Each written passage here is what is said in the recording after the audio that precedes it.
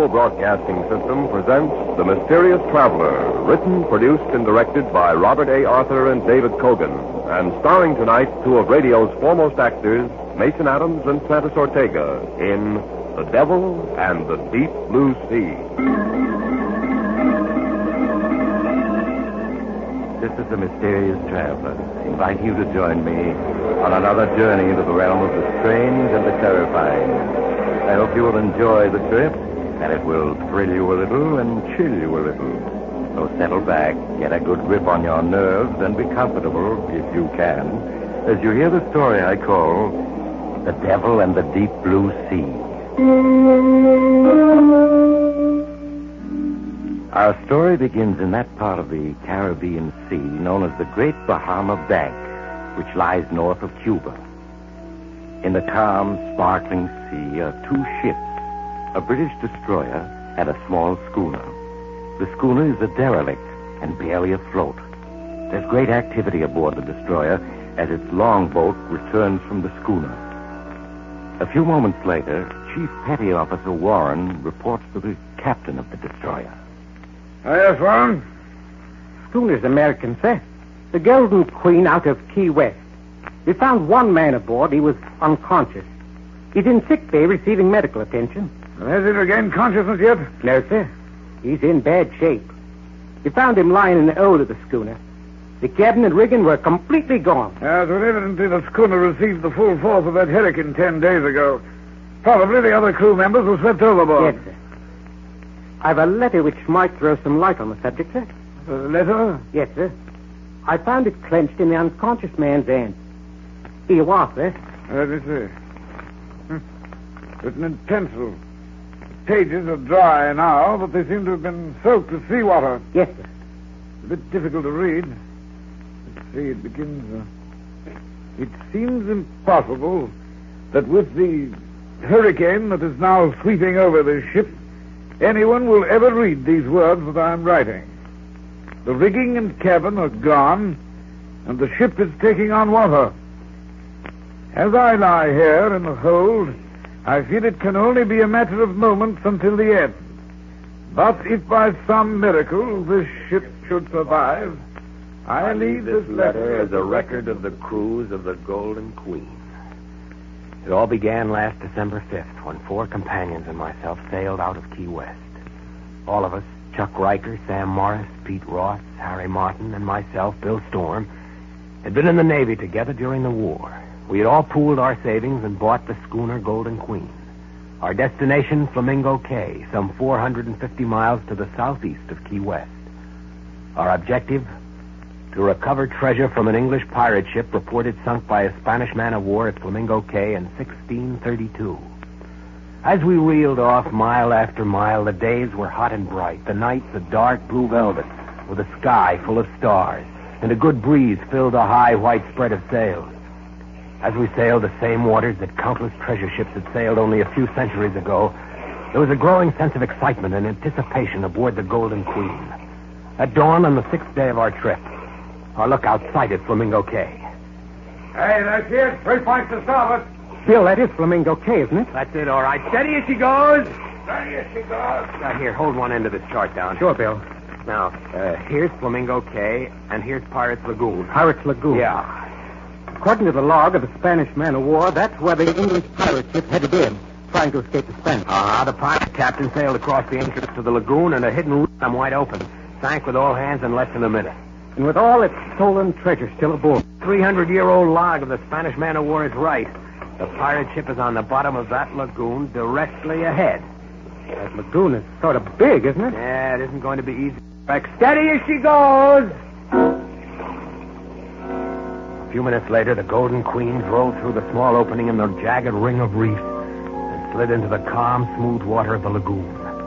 The anchor chain clanked as the big hook splashed into the water and found bottom. We had arrived at our destination. That afternoon, we lowered a small boat and began the tedious job of rowing back and forth across the lagoon, peering down into the crystal clear water, looking for some indication of the wrecked pirate craft. Our eyes began to ache from the reflected sunlight as we scanned the bottom of the lagoon hour after hour. one day of searching followed another. Our spirits fell. It was on the 6th day that our luck changed. Hey, stop rowing.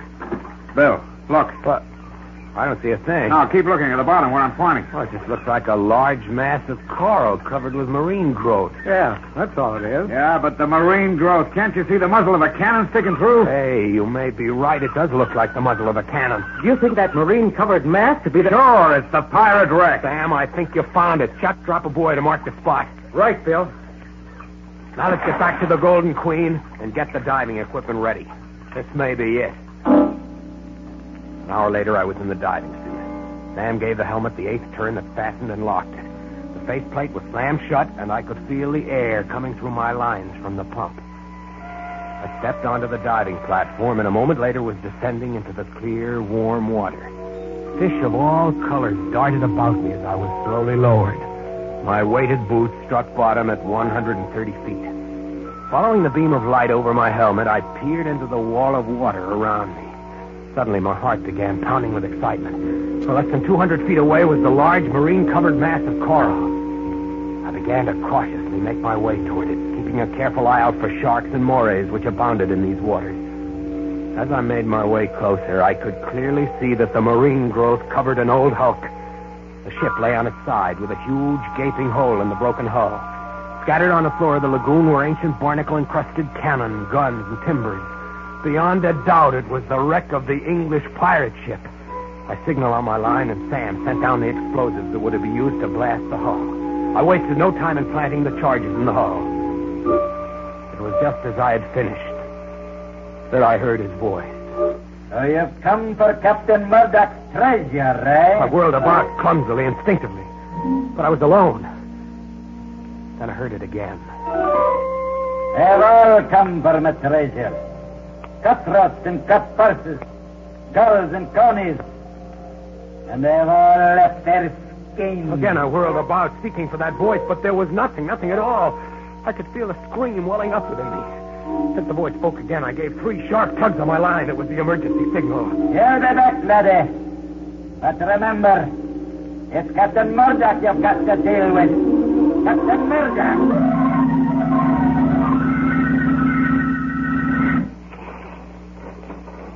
Keep the pumps going, Pete, till I get the faceplate open. Okay. Hey, Bill, what was wrong? Why'd you give the emergency signal? He's as white as a sheet. Bill, what happened? Was it an octopus? An octopus? Yeah. Yeah, sure, these waters are full of them. You should have taken a saddle and torch down with you. They don't like torches. Yeah. You just take it easy for a while. Bill, did you plant the explosives? Sure. Pete, detonate the explosives. Okay, here goes. They didn't go off. Bill, you're sure you made the connection? I made them all right. Well, they must have gotten loose. We'll just have to try again. What about my going down? No. Why not? Well, because Chuck's only a beginner, and he's never gone down that deep. You got a point there. Well, okay. Means we'll have to wait until tomorrow. Yeah. Bill will go down as soon as it's daylight and plant some more explosives. Right, Bill? Right. Well, that night I lay awake in my bunk, going over and over in my mind the dive I had made and the strange voice I had heard. I kept telling myself that it had been an hallucination. That must be it. Being in pirate waters, the excitement of the search, going down to 130 feet, all had combined to create this hallucination. It was the only possible answer. What other answer could there be? Morning came, and I donned the diving suit. Sam handed me an acetylene torch. And a few minutes later, I was descending into the calm, green water. I touched bottom only a few feet from the wreck and signaled Sam to send down the explosives. As I waited, I found myself constantly turning in a circle, peering through my faceplate at the well of water which pressed in on me. The explosives were lowered to me, and I planted them in the hull. As I finished, I heard that voice once again. So you've come back, have you? He spoke. I could feel cold shivers running through my body. and I fought the impulse to give the emergency signal. Aye. That's the curse of treasure. Once a man tends it, there's no turning back. Ask me, laddie. Captain Murdoch. I'll tell you. Where are you? Where am I? Ask the fish that stripped me of me flesh and left me bones as a warning to the likes of you. Look at you. Huddling about like a jackanapes to see me. Hey, you fool. Did you think the spirit of a man could descend? What do you want? For 3 centuries I've pondered this accursed wreck, waiting for the likes of you. And now you've come. I've treasure, laddie, such as you've never seen. Rubies and diamonds, pearls and sapphires, silver and gold. The wealth I saw from a dozen Spanish galleons. I'll share it with you, if you agree to my terms. Terms? Aye, laddie, terms. First, I'll share with you and only you. For the others, a dagger or the plank. A dagger? Or the plank? Aye. Many's the crew that felt my steel when there's been treasure to share. You mean murder Sam, Chuck, and the others? Aye. Your boys. What you're saying, it's all an hallucination. It must be. I'm just hearing things. I cannot word. What manner of weeping is this? What the steel do the men have done? Stop talking. Stop talking. Do you hear? I won't do it. I won't. You do it, laddie. Or you'll ne'er take my treasure. Who's to stop me? A voice? A sheer hallucination? Captain Murdoch, laddie. Captain Murdoch. You're just a voice. You can't stop me. But no. Don't. You're choking me. Stop. You can feel me, laddie. But you can feel me wrath, can you not? Let go. You'll find me a reasonable captain if you follow my orders. But if you don't, laddie, you'll ne'er see the sun again. Now these are my terms. Say haste to my work.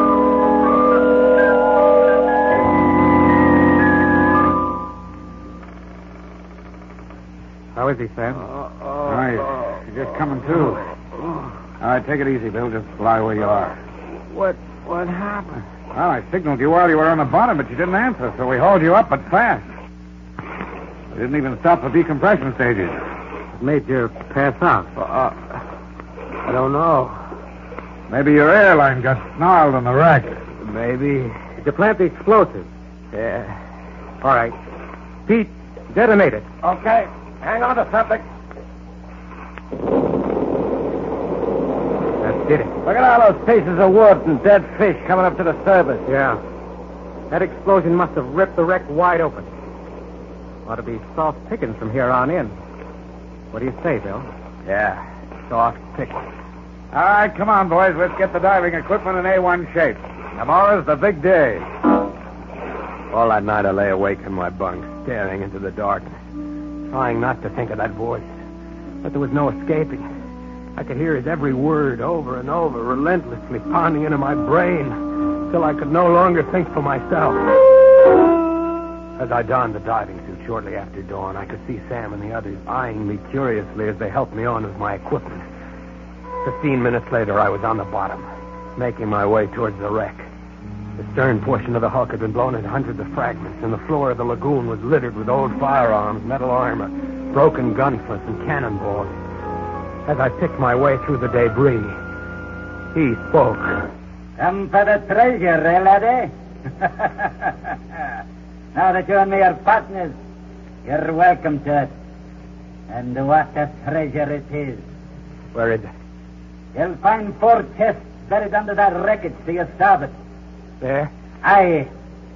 It took 12 ships and 1,000 lives to make up that treasure. Wait till you set eye on the precious stones I plucked from the San Cristo Domingo, worth a king's ransom. These chests are filled with treasure? Aye.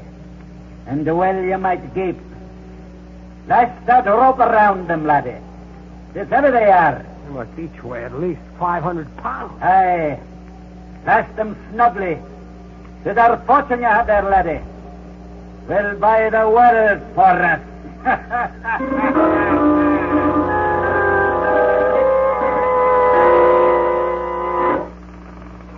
All right, hold still, will you, Bill? I'm trying to get your helmet off. There. Look at it, boy. Poor chest, Bill. Filled to the brim with jewels and gold. Just look at it. Sam, what do you think it's worth? 5 million, maybe 10, even 20. Who knows? Look at this diamond. Why, it's the size of an egg. There's no telling what it's worth. Some of the other diamonds are almost as big. Boy, we really hit the jackpot. Why, Bill, what's wrong? You haven't said a thing. I guess I'm tired. Put me out of this suit. Why, sure. Give me your hand, boys. This is the guy who did it for us. You sure did. I don't mind helping you, but this is hardly the kind of work for millionaires. Now you're talking, Pete.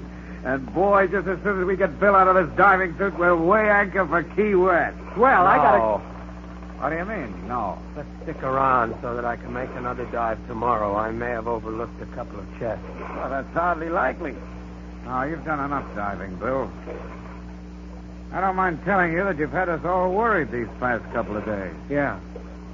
You've been acting kind of strange. That's wrong with him that $1 million won't cure. Sun's already setting. We'll leave tomorrow. Okay. I guess another night here can't make much difference. We'll weigh anchor at dawn. Now let's get these 4 chests below. That night I lay in my bunk, waiting, watching. First Sam, then Pete, then Harry fell asleep. I slipped quietly out of my bunk, crossed the cabin, and stepped out on deck. A full moon shone down on the Golden Queen, and I could see Chuck, who was on watch, standing near the wheel, smoking. As I approached, he turned and saw me. Hello, Bill. Couldn't sleep, huh? No, What about the others? they're sleeping. Don't see how they can do it. I'm so excited I couldn't. All I can think of is the treasure and what I'm going to do with my share. Yeah. Hey, what's the matter with you? Don't sound very enthused. I guess I'm just tired. Those dives you made must have taken a lot out of you. Yeah. It did. Is that a ship out there? Where? There, 3 points to starboard. I'm looking, but I don't see any. I caught him as he dropped, then I carefully eased his body over the rail and let go. He hit the water with only a small splash and was gone. When dawn came, the others had followed. I was alone on the Golden Queen. Alone? No, that isn't quite correct. He was aboard. I couldn't see him, but he was with me all right. With his assistance, I weighed anchor. A half hour later, using the auxiliary engine, the Golden Queen slipped through the opening in the lagoon and out to sea. For a day and a night, I stood at the wheel, and when I was exhausted, he took over. It was on the 4th day that the hurricane caught me. Within the first hour, it swept the rigging and cabin overboard and left me helpless. Mountainous waves, one after another, are breaking over the Golden Queen. And only a miracle can save me. If I go down, as surely I must, at least he'll go with me. I realize now, too late, that... The letter ends at this point. What do you make of it, sir? Make of it? Well, it's obviously the letter of an insane mind. Bill Thorne, the unconscious man that you found aboard the derelict, became demented when his 4 companions were swept overboard during the hurricane. And, as a result, wrote this fantastic letter. Sir, while searching through Storm's pockets for the identification, I found these. 3 coins. Yes. If you scrape the brown crust off them, you'll see they're gold pieces. Look here. These coins are hundreds of years old. Yes.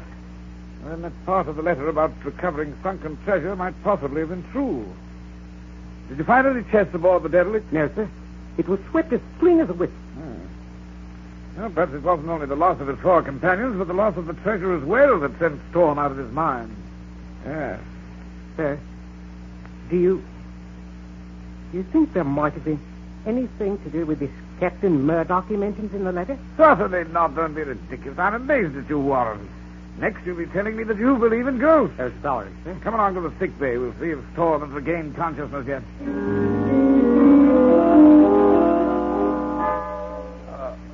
This fellow Storm, he seems to be regaining consciousness, sir.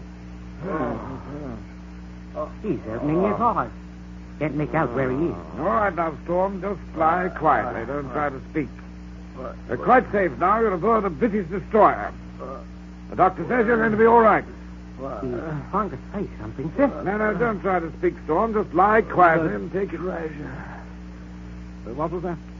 He was asking me, sir, about the treasure. Oh, yes, the treasure. Well, I'll get to that, Storm, in just a moment. But the main thing to remember is that it's a miracle that you survived. You know, I read that fantastic letter you wrote, and I can only attribute it to the shock and grief of losing your shipmates in the hurricane. Never read such utter claptrap. Pirate ghosts, indeed. As for the treasure, I'm sorry to say that the hurricane swept your schooner clean. All that Chief Warren found were these 3 gold coins. The rest, I'm afraid, is gone. Gone? Yes, my good man, swept overboard. Swept overboard? Why, you sniveling, perfumed, white-bellied girl. Do you think the likes of you can keep my treasure from me? Ask the others that tried it. Black Irish, Billy Bones, the Frenchman, Captain Bull. They felt my steel and left their bones to bleach in the sun. Bring me my chest, or I'll rip your tongue out and hang it to the highest yardarm. As sure as my name is Captain Murdoch. My good man, excuse me. You're out of your mind. Warren, help! You, Captain Murdoch's treasure, would you? Let's see out of the world, laddie boy. As I did the other. Help! You'll never keep Murdoch's treasure. No, you struggling laddie. You're done for.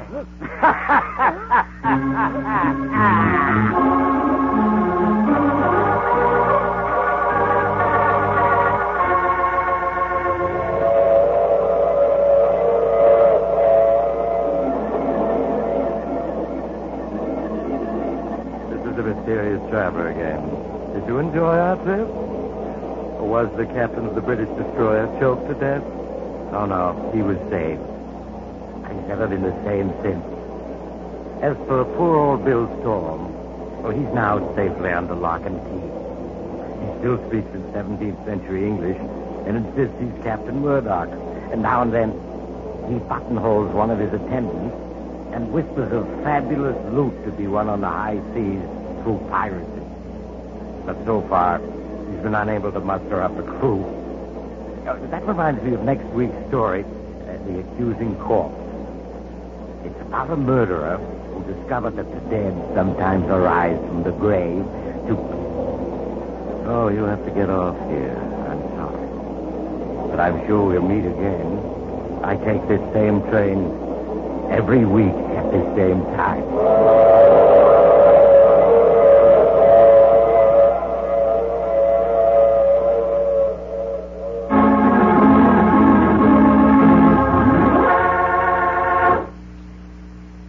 You have just heard The Mysterious Traveler, a series of dramas of the strange and terrifying. The role of the Mysterious Traveler is played by Maurice Tarplin. Frank McCarthy speaking. This program came from New York. This is the Mutual Broadcasting System.